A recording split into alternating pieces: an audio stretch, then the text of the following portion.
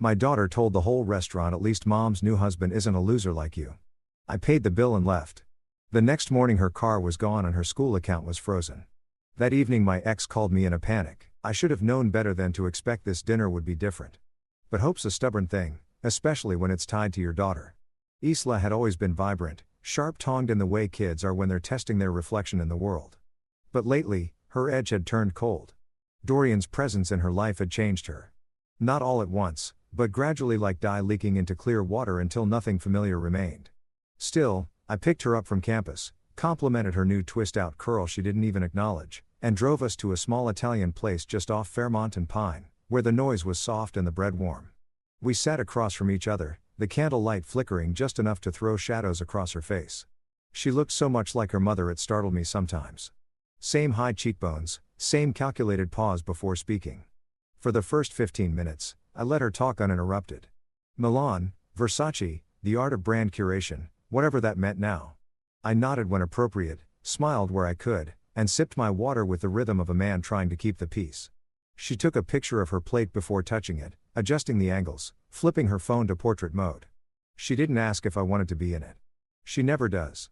I watched her scroll through filters, then laughed softly at something someone messaged her. I tried to redirect. So, any thoughts on the internship we discussed last month? The green energy startup near your school, Dad? She cut me off, tone syrupy with dismissal. I told you I don't want to work for some eco-nerd company with recycled laptops and like bean bags in place of chairs. I laughed gently, mostly out of discomfort. You might be surprised. That startup's valuation just hit $60 million. She rolled her eyes. Yeah, but Mom says exposure is more important than experience. Dorian's assistant said the same. There it was again. Dorian, I swallowed a dry chunk of bread. Exposure doesn't pay rent. Isla. She lifted her fork slowly, twisting it in the pasta like a conductor drawing out the last notes of a song, then looked right at me. Her voice dropped to that perfect pitch, the one meant for cutting, not clarity. At least Mom's new husband isn't a poor loser like you. The fork hung in the air for a beat too long. I didn't flinch. I didn't breathe.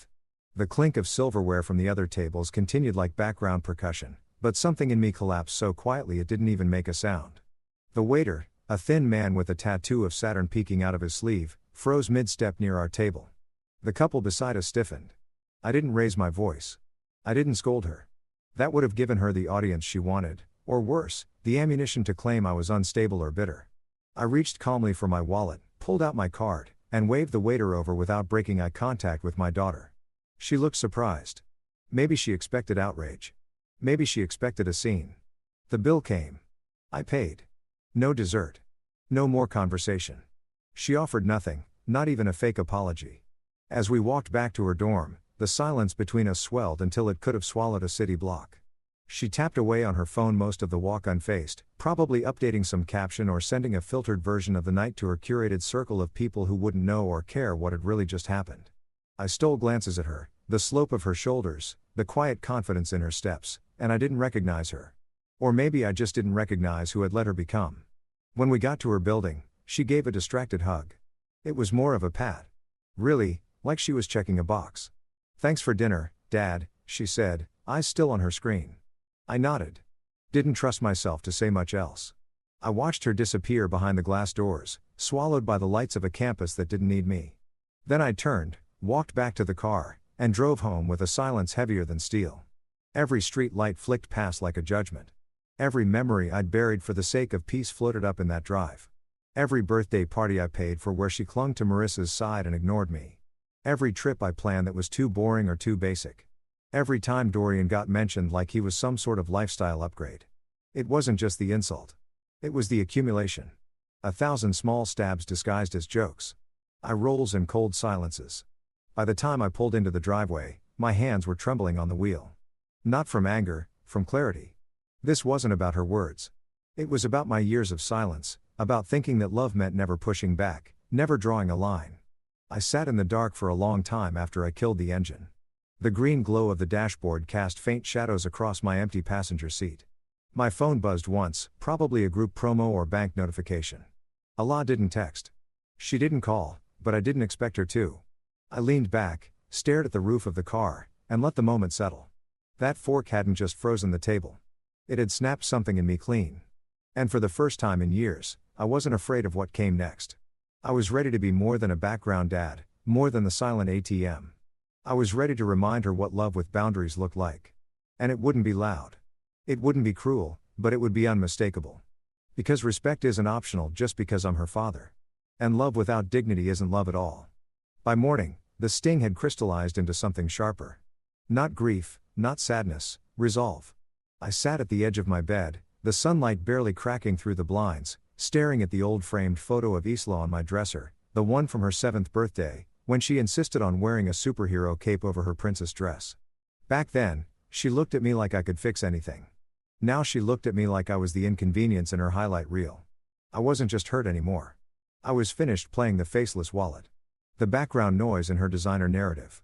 I picked up my phone, heart calm, mind focused, and called the bank. I didn't raise my voice or ask questions. I gave them my ID number, confirmed my identity, and requested immediate cancellation of Isla's student card. No need for ceremony, just a decisive click that cut the fuel line to her extravagance. The tuition payment, I didn't cancel it. I froze it. A legal nuance that mattered. I wasn't sabotaging her education. I was pausing it, pressing hold until the character of the student matched the size of the investment. Afterward, I stood in the hallway of my house, staring at the keyhook where the spare Audi fob still hung. The car, her precious, sleek, cherry red Audi coupe, had been a graduation gift, my savings, a reward for surviving high school with decent grades and her mother's chaos. At the time, I thought it was the right move, a gesture of trust. But all I'd really done was give her a throne she now used to mock me from. I grabbed the keys. The drive to her campus was quiet, uneventful. No calls, no signs, just me, my thoughts, and a growing calm that I hadn't felt in years. When I pulled into the university lot, I spotted the car immediately. Sparkling under the morning sun like a monument to misplaced affection. No one was around. The students must have still been in classes or asleep. I approached with slow steps, pressed the unlock button, and slid into the driver's seat. The interior smelled like a perfume. I didn't recognize something expensive and clinical. There was a Balenciaga tote tossed carelessly on the passenger floor, a half-empty water bottle in the cup holder, and a used lip gloss on the dash. A snapshot of a curated life now interrupted. I adjusted the seat, turned the key, and drove away. I didn't speed. I didn't gloat. I didn't look in the rearview mirror. I just headed home with the same silence she'd driven into my life months ago. By noon, the car was parked in my garage. He's tucked into the drawer beneath the utility sink and a tarp pulled neatly over the hood. I stood there a moment longer, my hand resting on the fabric, feeling like I had just sealed up something bigger than metal and rubber. I had taken back something that had started to define the power imbalance between us. Not for revenge, not for punishment, for clarity. Back inside, I brewed a pot of coffee and sat down with my laptop. I logged into her school portal, reviewed the tuition summary, and set the freeze into official motion. My name was on the financial account, my bank, my funds. I hadn't needed permission to pay. I didn't need permission to pause. It was past 1 p.m. when I finally settled into the couch. I wasn't watching the clock. I knew the explosion would come, but I also knew it wouldn't be immediate. No, Isla wouldn't notice right away. She never checked her balances. She didn't need to. Things had always just worked. There'd be a cafe run, a card decline, then confusion, then panic, and that's when the wake-up call would begin. The hours passed slowly. I fixed a loose cabinet hinge in the kitchen. I vacuumed the floor. I even cleaned out the fridge, not because I was nervous, because I felt like I'd reclaimed some space in my own life that I hadn't touched in years. That cabinet, I hadn't opened it in 6 months. That fridge. It was full of takeout containers I'd bought for weekends. She rarely showed up for. Every corner I cleaned felt like a piece of myself coming back. By mid-afternoon, my phone vibrated once, then twice. I ignored it. At 3:15 p.m., an email ping. University Billing Department. Isla's payment had been returned due to administrative hold. I imagined her seeing the notification on her app, fingers fumbling as the screen told her she'd been locked out of the financial cocoon. At 3:47 p.m., the text began, "Dad, something's wrong with my card. Did the bank mess up?" Then, also, "The car is gone. Was it towed?" Then a single angry question mark. I didn't respond. At 4:05 p.m., another message. "Okay, not funny. Call me now." Still nothing. By the time I heard the knock at my door, 5:42 p.m. sharp, I wasn't surprised to see silence stretching out longer than usual. But I didn't answer. I just stared through the peephole at the empty porch, wondering if it was just some delivery or a neighbor, maybe even her. But she wouldn't come all the way home, not without backup, not without spinning the story to someone first. And I was right. At 59 p.m., a new message came in from Marissa. "What did you do?" I smiled faintly because it was never what did she say or what happened. No, just a knee-jerk defense of the child she'd molded into a mirror. The same child who'd called me a loser in public without flinching. I locked my phone, sat back. I wasn't going to shout. I wasn't going to cry. I had acted decisively, calmly. She had no funds, no car, no free ride. And for the first time in a long time, I had peace. Not because I punished her, but because I stopped punishing myself by allowing it. By 6 p.m., the storm arrived. It started with Isla's name flashing across my phone screen. I didn't move to answer. I just let a buzz in my hand, watching her name vibrate against the silence of the living room. The ring ended, then immediately, another call, another buzz, same number, same panic. That told me everything I needed to know. She was spiraling. I set the phone down on the coffee table and walked into the kitchen to pour myself a glass of water. The sound of the faucet was oddly grounding. For the first time in years, I didn't feel like I was the one chasing understanding. She was. When I came back to the couch, the missed call icon was blinking. 2 voicemails, then 3. By the 4th, her voice was no longer angry. It cracked, wobbly, confused, a little scared. "Dad, please call me back. I don't know what's going on. My card didn't work at the store and then I got a notice from campus about my tuition in the car. I don't know where the car is. Did you move it? Did something happen?" She tried to control the pitch in her voice, but I could hear the unraveling, that desperate edge that sets in when the script you've lived by suddenly disappears. She wasn't used to this feeling, helplessness. I hadn't let her experience it before. That was on me. I let the message finish. Then another one began. This time the tone shifted. "I can't believe you'd do this. Are you trying to ruin my life? What the hell, Dad? You can't just pull everything like that." I smiled, but there was no joy in it. Just the quiet confirmation that we were where we needed to be. The pedestal she'd been standing on had vanished, and now she was forced to look at the ground beneath her feet. No filters, no retweets, just real-world cause and effect. Then the 5th voicemail started. "Dad, I'm sorry. I didn't mean what I said at dinner, okay? It was a stupid joke. Please, just can we talk?" I paused, sat down, played it again. Her voice was softer, not performative. It sounded real, but I didn't call back. Not yet. I needed her to sit in the moment a little longer to understand that apologies didn't erase damage. They acknowledged it. And she'd never had to truly acknowledge what she'd done before. She just breezed through the consequences. Always catching a safety net I quietly held beneath her. Not this time. The phone rang again. This time it wasn't Isla. It was Marissa. I debated whether to answer but decided against it. The voicemail came through seconds later. "Gavin, what the hell did you do?" She's sobbing. I just got off the phone with her RA and she's in her room crying because she can't get to class, can't pay for anything, and her friends are all asking why she's borrowing money. This isn't how you parent. There it was, the pivot. No concern for what got us here. No thought about how I felt the night before. No ownership of the poison she'd let grow between Isla and me. Just a spotlight turned back toward me as if I had committed some cardinal sin by finally saying enough. I played the message twice, not because I needed to hear it again, but because I wanted to make sure I didn't misinterpret the tone. There was no worry in her voice from my experience. No, it was panic because her version of the story, the glossy perfect mother of the year illusion, was cracking and cracks get noticed. I sat quietly for a few minutes staring at the wall above the fireplace. A photo of Isla and me at the lake 2 summers ago still hung there. She was laughing, really laughing, not that curated half smile she gave her mom's camera. Her arm was around my neck and we were both drenched from a canoe mishap. It felt like a lifetime ago. Back then, Dorian was just mom's new friend, and I was still the person Isla called when she wanted advice on science projects or what kind of sneakers to get. Then came the yacht trips, the personal stylists, the rebranding of a child into a socialite. And now I was the problem. I shook my head and turned the phone over. The screen lit up again. Another message from Marissa. "You're hurting her to make a point. That's not parenting. That's punishment." That one almost made me laugh. Not a real laugh, just a breath through the nose. The kind you make when irony hits too close to home. Because for years, I had watched my daughter get slowly pulled away from me, reprogrammed to see me as the lesser parent, if even a parent at all. And I let it happen. Why? Because I didn't want to be the one who made waves. I thought staying calm, being patient, would prove my love. But love isn't supposed to make you disappear. And now when I decided to reclaim my place, I was the villain. The night dragged on. The phone kept buzzing. More calls from Isla. More voicemails from Marissa. By the ninth message, Marissa's voice was afraid. You're seriously not going to respond? What are you trying to prove? That you're the bigger person? That you're in control now? She's still your daughter, Gavin. Even if she said something stupid, she's a kid. I turned off the phone and let the silence reclaim the room. This wasn't about control. It never had been. It was about visibility. It was about value. It was about not allowing love to become a one-sided currency that only flowed when I was useful.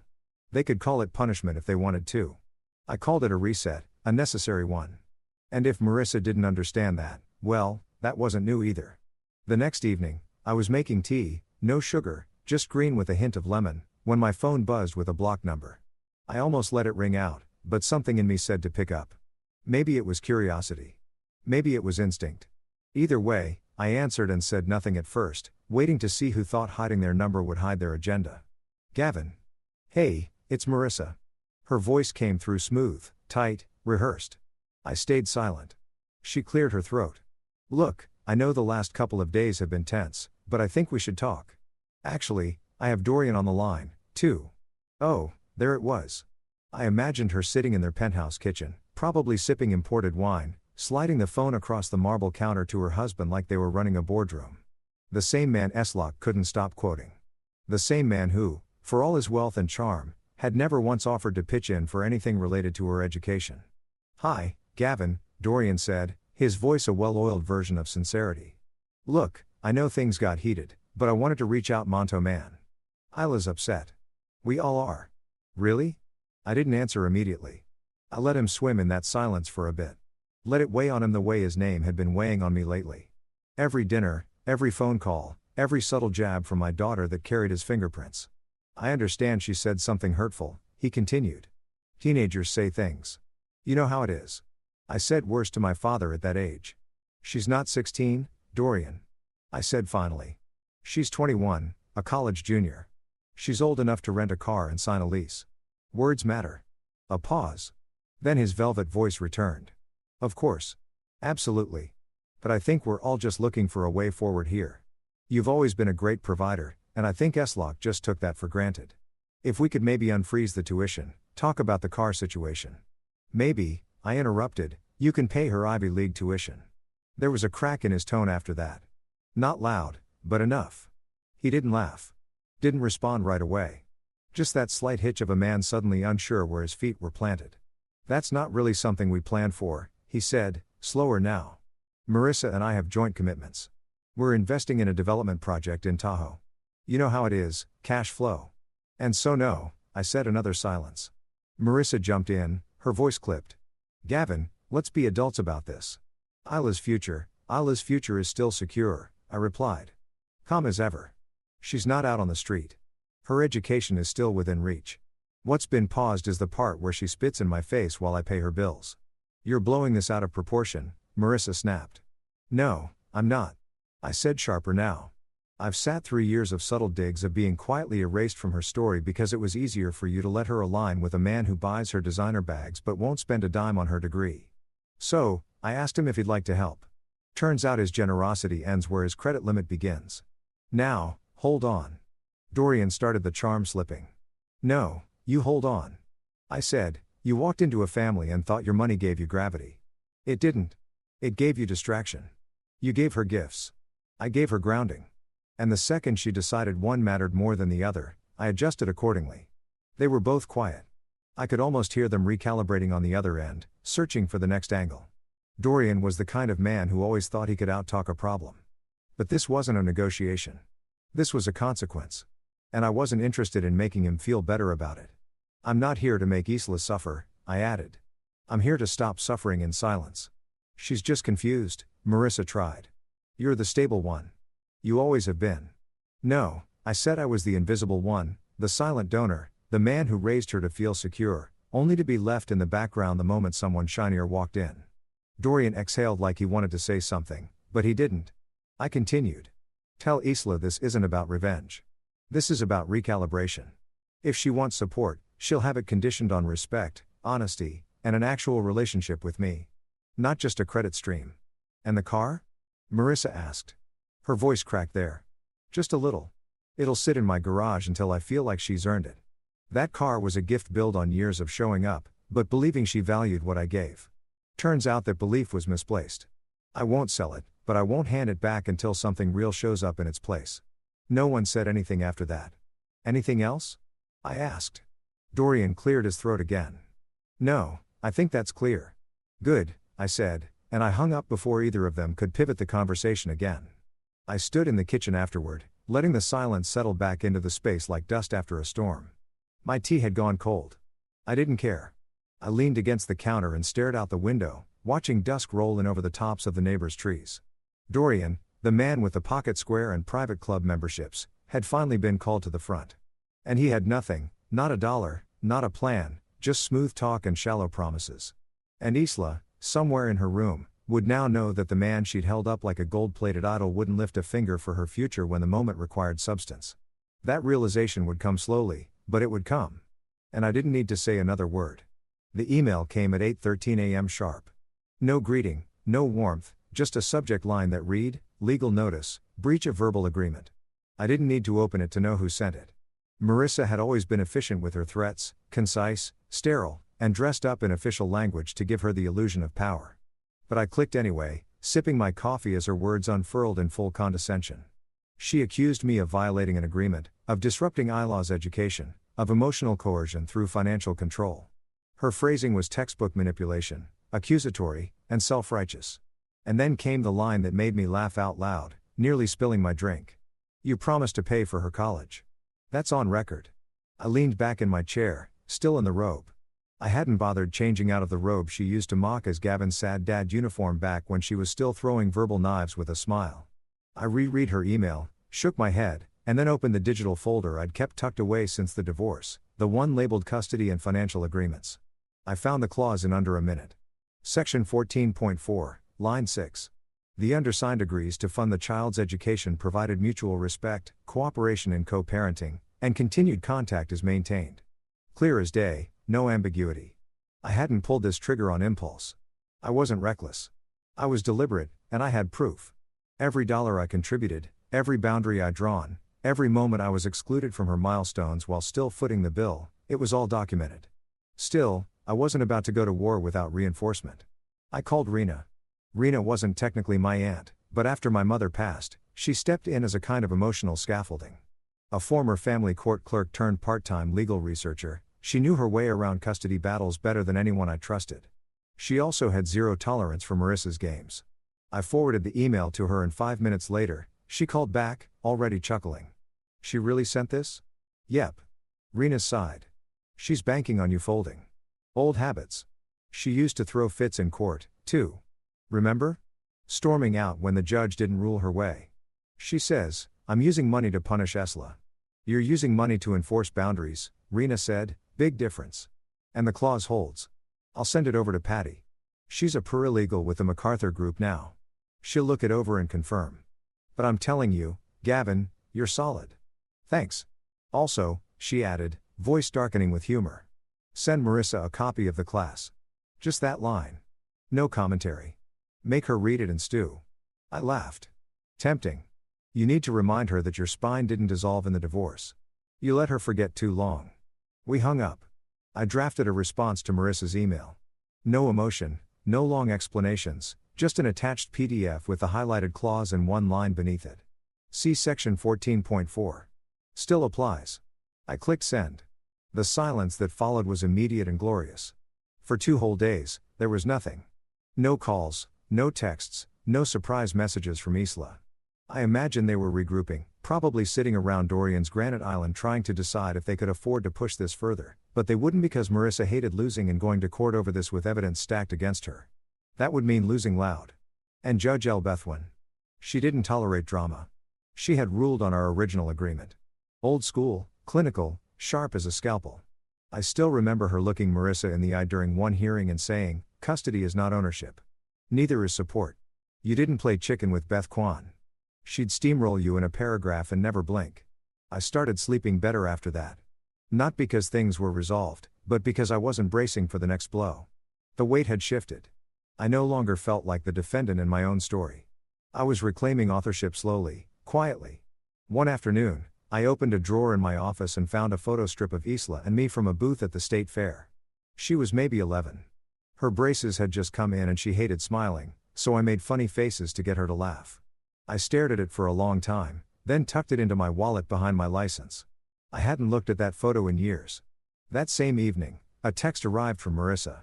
Short, cold, the kind she reserved for when she had no more leverage. Received.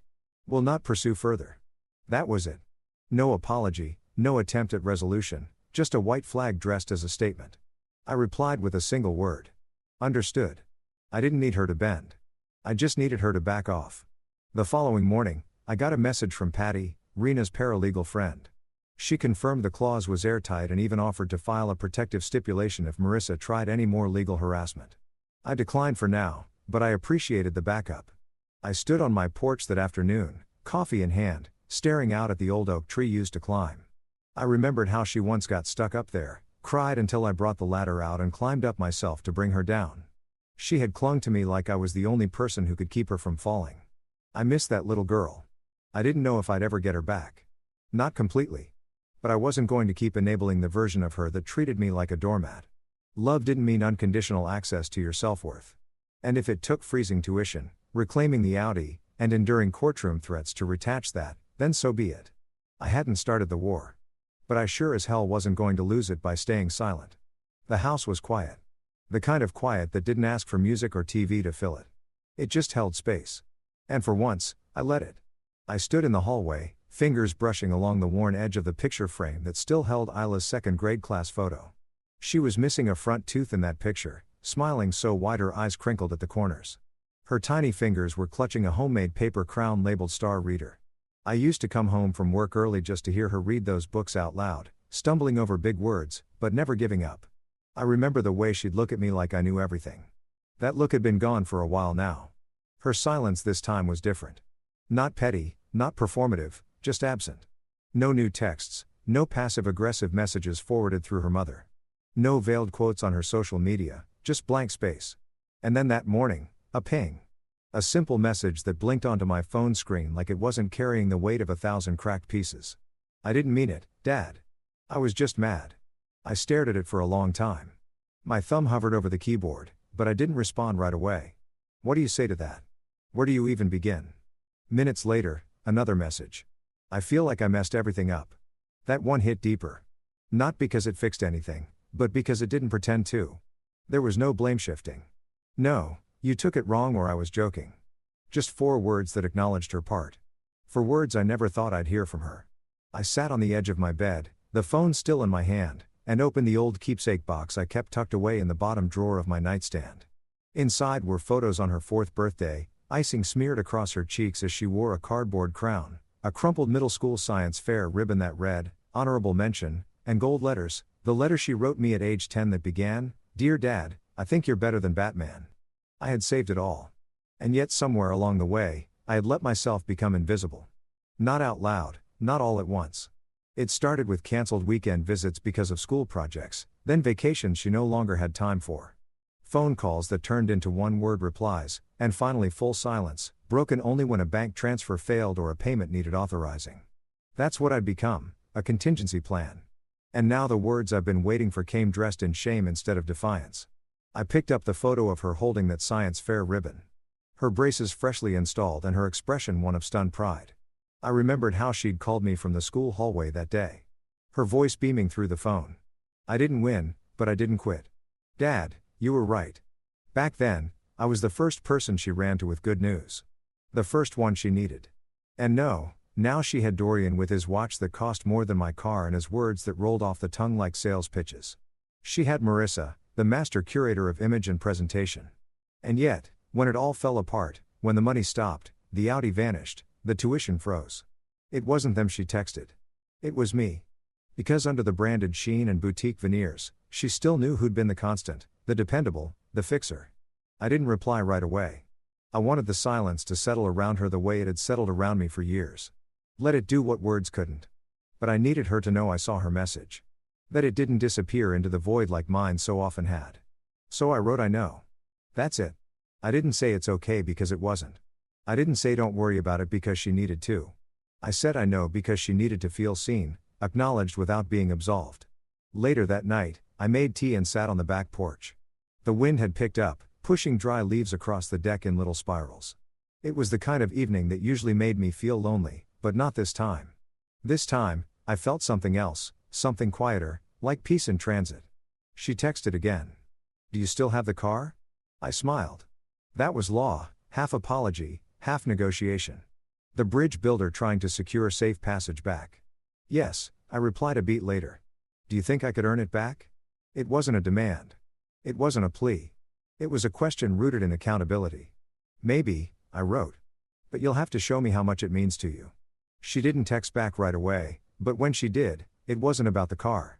I miss when things weren't so weird between us. I stared at that message for a long time. I typed, deleted, retyped. Me, too. But weird can get better if we both work on it. No reply came that night, but I didn't need one. I went inside, turned off the lights, and for the first time in months, slept without checking my phone every hour. The next morning, I woke up to one last text. I want to fix this, Dad. I don't know how yet, but I want to. That was all I needed. Not a performance, not a polished apology, just intention. She'd chipped the ice herself. And the girl in the crown, the one who thought I was better than Batman, she was still in there somewhere. And now she was trying to come back. The call came just before noon. I was standing in the garage wiping my hands clean after rotating the tires on my old Civic. Something I hadn't done in years, mostly because I hadn't needed to. But that morning, I felt like fixing something, even if it was just rubber and bolts. The phone rang and I froze when I saw her name, Isla. My thumb hovered over the answer button. I could feel the ghosts of our last conversation standing in the room like silent judges. The version of her that sat across the dinner table, dripping contempt. The voice that called me a poor loser in public, but also the kid who used to call just to tell me she aced a quiz or needed help with her resume. The one who asked for my pancakes every birthday. I took a breath and answered, hey. There was a pause on the other end, then the sound of her exhaling, hi, Dad. Her voice sounded smaller than I remembered, not weak, just stripped of the layers she usually wore to sound older, cooler, more like the curated version of herself that lived online. This was Isla with the filter off. I'm sorry, she said. I really am. I sat on the edge of the workbench and said nothing at first. I wanted her to speak without being rescued, she continued. I didn't mean what I said. I was mad and I knew it would hurt and I said it anyway. I thought you'd just take it. You always take it. That part hit. She didn't mean it as a compliment, but it told the truth. I had taken it for years. The dismissals, the slow erasure, the way she and Marissa rewrote history like I'd only ever been a silent thunder. I'd absorbed it all, hoping things would swing back, hoping love meant never having to force respect. I would have, I said quietly. Until you made me invisible. There was a long silence after that. Then she said, I didn't realize I was doing that. I know, I replied. But that's the problem. You didn't realize because you didn't have to. I made it too easy. Her voice cracked. I feel like I messed everything up. No, I said, not to comfort her, but to correct her. You messed up. Not everything. And you're still my daughter. But we don't get to skip the hard part just because we love each other. She sniffled, and I could tell she was crying. Not performative tears. The quiet kind. The kind you cry alone in your dorm room when the armor slips. I miss you, she said. I swallowed hard. Then let's fix it together. But it has to be real this time. No more calling when something breaks or when you need a check. I want a relationship, not a transaction. She was quiet again. Then, okay, what does that look like? I stood, walked back into the house, and sat down at my desk. I pulled out a sheet of paper. I'm going to help with your tuition. I told her because I still believe in your future. But the Audi stays here for now. And the student card won't be renewed yet. We're going to start over. You're going to earn them. I expected resistance. Maybe a groan. Maybe a quick. You're being dramatic. But none of that came. Instead, she said, okay. I blinked. Really? Yeah. She whispered. I think I need to. Later that day, I emailed her a written agreement, not legal, just symbolic. A contract between a father and his daughter. It had 3 points. 1. Respect is the baseline, not a reward. 2. We speak honestly, even when it's hard. 3. No more Dorian praise sessions at my expense. She signed it within the hour. Marissa texted later that night, so she told me about your little contract. Controlling much? I stared at the message, then deleted it. I didn't need her validation. I wasn't negotiating with her anymore. She could stay in her corner of curated narratives and glass countertops. Isla texted the next morning. I read it again. I want to keep it in my drawer. She'd printed it. Physically, that meant something. The days that followed weren't suddenly magical. She didn't call every hour or send me morning selfies, but she checked in. A real check-in. Hey, Dad. How was your meeting kind of message. Do you still have that chili recipe kind of call, and that meant more than the Audi ever could? One night, she sent me a photo. It was of the two of us at the beach when she was 9.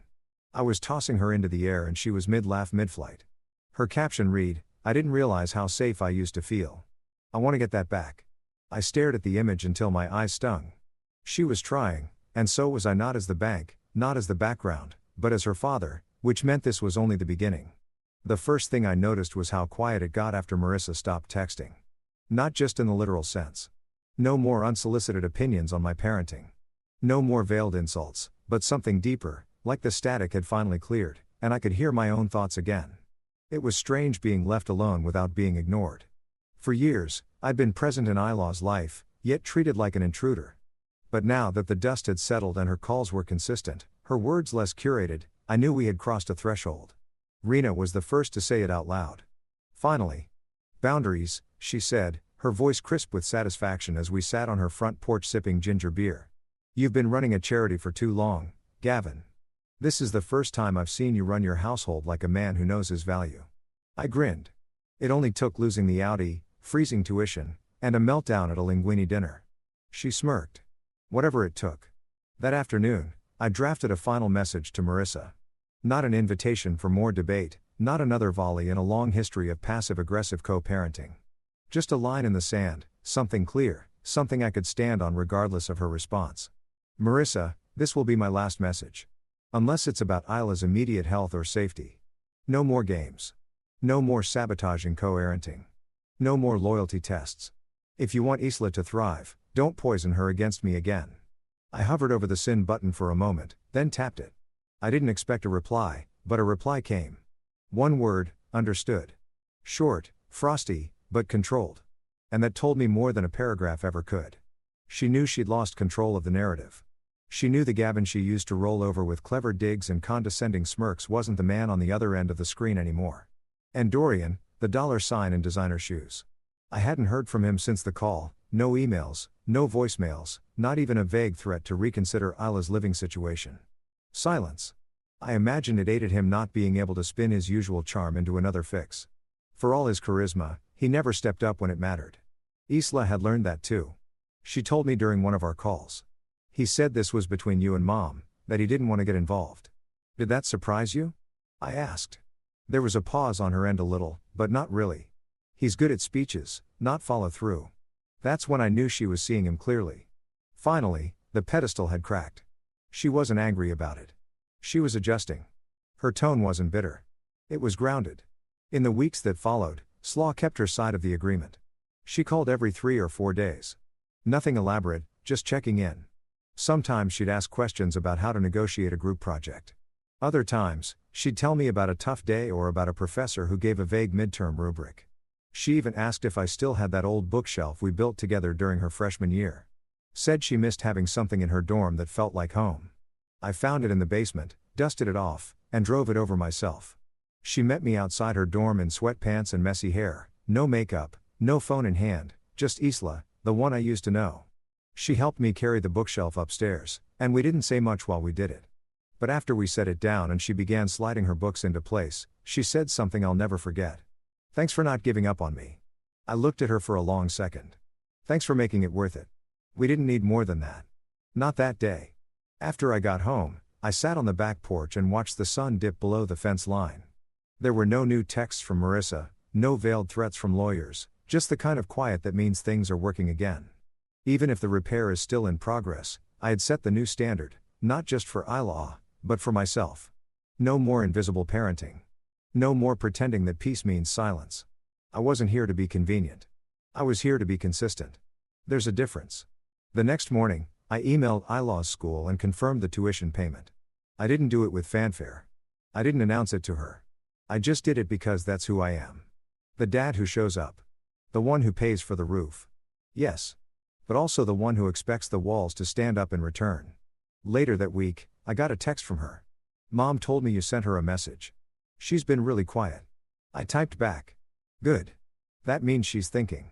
A minute later, you're different now. In a good way. I see it. I smiled at the screen. So are you. I'd spent years thinking love meant giving without asking. That parenting was sacrificing silently without expecting even basic respect in return. But I was wrong. Love is a standard. Respect is a baseline.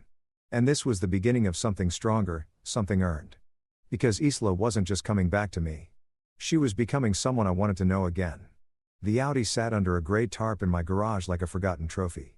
Every Saturday morning, I pulled it back halfway, just enough to check the tires, wipe the windshield, and run the engine for 10 minutes so the battery wouldn't die. I kept it clean. Not out of nostalgia, but because I still believed in what it could symbolize. Not entitlement, not reward, but restoration. Earned restoration. The first time Isla asked about it, it was in passing. We were on a video call, her hair in a messy bun, no makeup, no filter. She was in her dorm room, hunched over a chemistry book. I could see sticky notes everywhere behind her. And for the first time, it looked like a space she actually lived in, not one curated for social media. So, she said, eyes flicking down. Do you still have the car? I smiled faintly.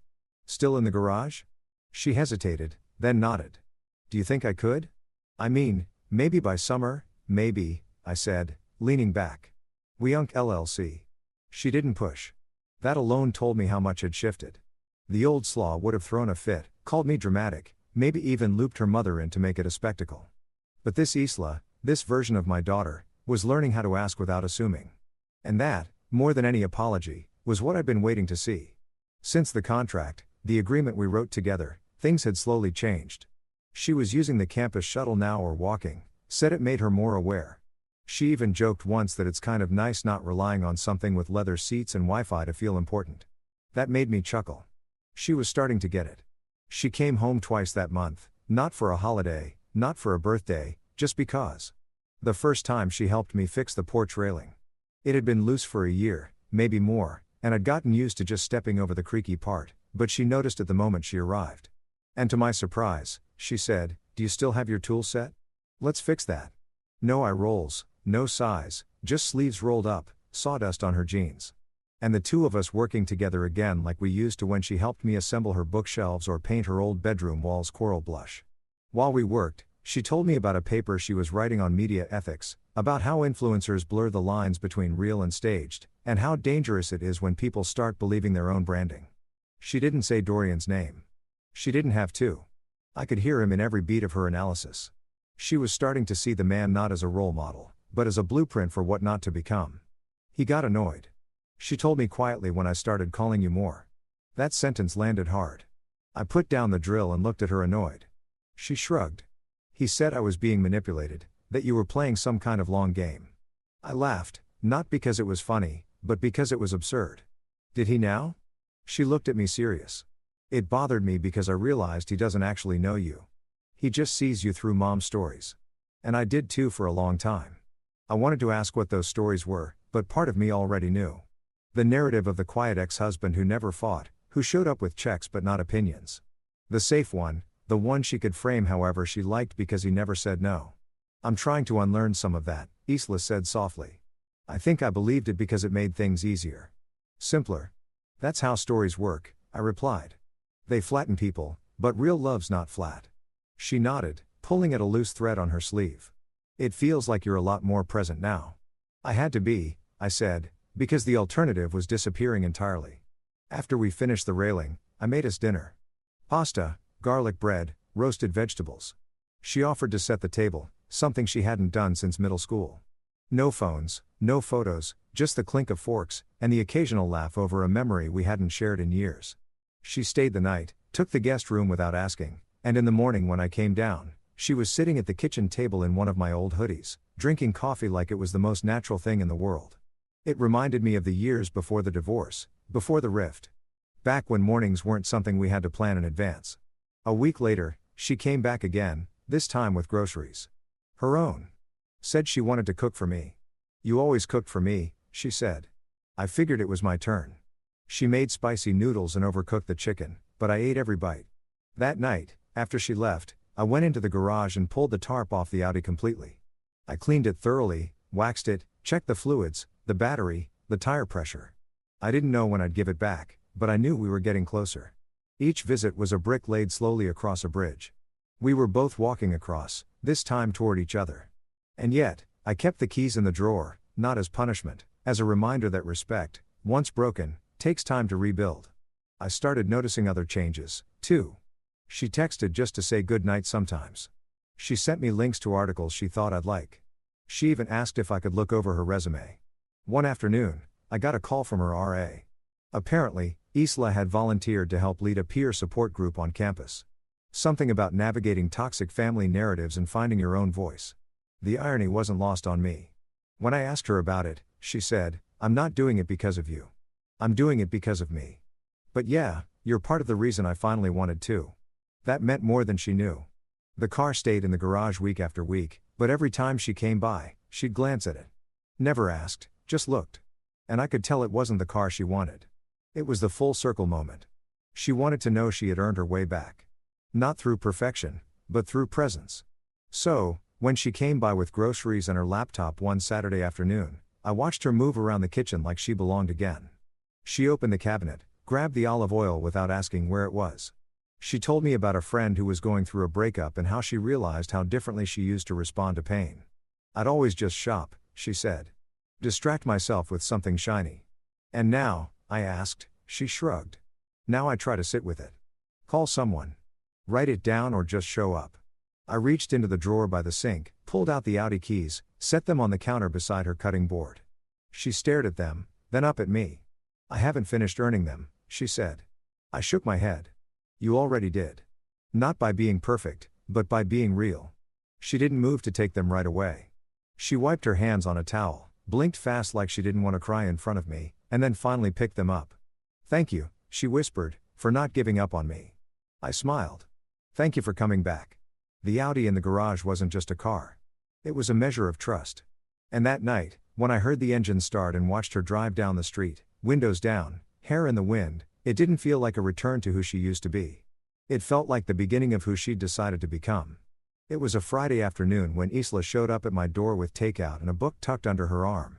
I wasn't expecting her, but I didn't need to ask why she came. Some arrivals don't require explanation. They just feel right. I opened the door and there she was, wrapped in a navy coat I hadn't seen before. A familiar crooked smile tugging at the corner of her mouth. "You always like these," she said, holding up the bag that carried the unmistakable scent of Szechuan chili oil and jasmine rice. "From that little spot you used to drive 30 minutes for." I stepped aside, gesturing her in that place. Still unbeatable. She walked in without hesitation, like she belonged. Again, that mattered more than anything she could have said. No hesitation, no nervous glances around the room like she was trespassing on something she once left behind. It was comfort. It was home. She moved into the kitchen like she'd never stopped knowing where things were. Set the food down on the counter, popped open the containers, and pulled 2 plates from the cabinet. I didn't say a word. I just watched her, letting the moment settle around us like dust in a beam of late sunlight. Then she held up the book. It had a dark blue cover and gold embossed letters. "Introduction to Mechanical Systems." I read aloud, eyebrows lifting. "Engineering." She shrugged, but there was something in her eyes. Something steady. "I've been thinking about it. I know I've always leaned toward media, but it always felt performative, like I was acting like someone who loved it, not someone who actually did." "An engineering?" I asked. Her voice softened. "That part of my brain feels honest. Like when I was little and we used to fix the toaster together or take apart the remote just to see how it worked. I remember the way you always talked about systems, not just machines, but people, too. That caught me off guard. I'd said things like that in passing, sure, but I never knew they landed." She handed me a pair of chopsticks. "I figured if I'm going to build something real, I might as well start with something that doesn't care about cloud or filters. Machines don't lie. We sat at the table, steam rising from the food, and talked about her classes, about how she'd met with an academic advisor to start the transfer process into a dual-track program that would let her pivot into mechanical engineering with a media minor. It was ambitious. It was focused. And most of all, it was hers. No influence from Marissa. No stage suggestions from Dorian. Just Isla choosing. It was nearly sunset when she reached across the table and touched the Audi keys, resting in a quiet pile beside the salt shaker. She didn't pick them up. She didn't make a show of it. She just brushed her fingers across them gently. I haven't driven it much, she said. Just a class, groceries, that kind of thing. That's all it's for, I said. You don't have to earn it twice. I know. She looked up at me, but I needed to hold off. I needed to make sure I was different first. I studied her for a moment. Her posture, her voice, the calm in her gaze. This wasn't just about a car. It never had been. It was about who she was when no one else was watching. And she had changed. Not in some overnight epiphany, but in the slow, uncomfortable, beautiful way that real growth takes root. Do you think I'll always be playing catch-up? She asked quietly. I shook my head. No, I think you're exactly where you're supposed to be. She teared up a little, but didn't look away. You were the only one who made it safe to come back. You were always welcome, I said, but I couldn't keep welcoming a version of you that didn't respect what I gave. I get that now. We sat in silence for a while. She reached into the takeout bag and handed me a fortune cookie. Mine read. The path to peace is through ownership of the past. She laughed. Okay, that's eerie. I smiled. Sometimes cheap paper is more honest than people. She broke hers open. I didn't ask what it said. I figured if it mattered, she'd share. Later, we moved to the living room. She curled up on the couch with a throw blanket, her book in her lap, flipping through the first chapter. I leaned back in my recliner, watching the room shift back to something familiar. It wasn't just her presence. It was the absence of tension. For once, I didn't feel like I was hosting someone I needed to impress or educate. I was sitting beside someone I knew and who knew me. She glanced up. Do you think it's weird how things ended with Dorian? I raised an eyebrow. Ended. She nodded. He and Mom are separating. She hasn't told many people yet. I exhaled. I didn't know. He blamed her for letting me turn against him. She said, eyes rolling. Said he wasn't going to compete with some deadbeat dad. I snorted. I didn't realize I was in a competition. You weren't, she said simply. Not to me. Not anymore. We didn't dwell on it. I could see she wasn't mourning the relationship. She was shedding it like dead skin that had grown too tight. She was lighter now. And maybe Marissa was starting to see what happens when you try to build permanence on performance. We talked for another hour about her plans, about the summer internship she was eyeing, about how she wanted to start building something, really building. She talked less about brands now, more about impact. And when she spoke about the future, she used we more than I before she left. She stood in the doorway, keys in hand. I know I said this already, she said. But thank you for not giving up on me, even when I deserved it. I shook my head. You didn't deserve abandonment. You deserve to be held accountable. There's a difference. She nodded. I'm starting to understand that as she turned to leave, she paused. You know what I realized? What? That love without respect isn't love. It's just convenience. That stopped me. It was something I'd thought in 100 different forms, but never said out loud. And you're not convenient, Dad, she added. You're necessary. I watched her pull away in the Audi, tail lights flickering as she turned out of the driveway. She didn't blast music. She didn't peel off in some dramatic flourish. She drove like she had somewhere to go and knew how to get there. I walked back inside, stood at the kitchen sink, and looked at the empty takeout containers. A year ago, I would have thrown them away, feeling like something was missing, that the evening had only masked the growing distance. But now I felt full. Not because everything was perfect, but because what was broken had finally been addressed, faced, owned. Isla hadn't come back to me as a daughter who needed saving. She came back as a young woman who understood what I've been trying to teach her all along. That respect isn't a gift you give out of obligation. It's a bond you build with consistency, humility, and time. That love, real love, can't thrive in entitlement. And that sometimes the people who seem the quietest are the ones who loved you the loudest all along.